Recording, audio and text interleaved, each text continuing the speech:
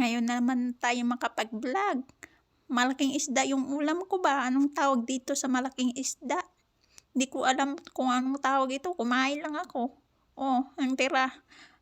Katawan wala na. Ulo na lang ang natira. Iyan ang mga laman. Konti na lang. Naubos na. Aba, masarap ito. Hindi ko kasi alam kung anong pangalang isda nito.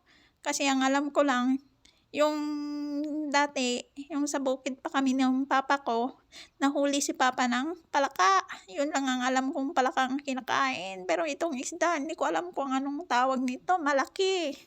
Yung palaka ba? Yung palaka na hinuhuli sa sapa, tumatalon-talon. Hindi yung palaka na kumakain ng tayo ng kalabaw. Yung palaka na tumatalon-talon sa tubig. Tapos, hinuhuli-huli. Wala kasi ito sa bukid. Kumakain ako ng french fries. Yun, ngayon lang kasi ako nakatikim ng masasarap-sarap na pagkain ba, katulad nito. Aba, kain tayo, masarap. Ngayon na lang ako nakapag-vlog. Kamusta ang lahat? Ngayon lang kasi ako nakapag-upload. Yung isda kasi yung ulam ko, kaya yung videohan ko ba, hindi ko alam kung anong pangalan nito. Aba, masarap pala. Nilalagyan ko ng kwan sauce. Yung sauce niya, yung lemon at saka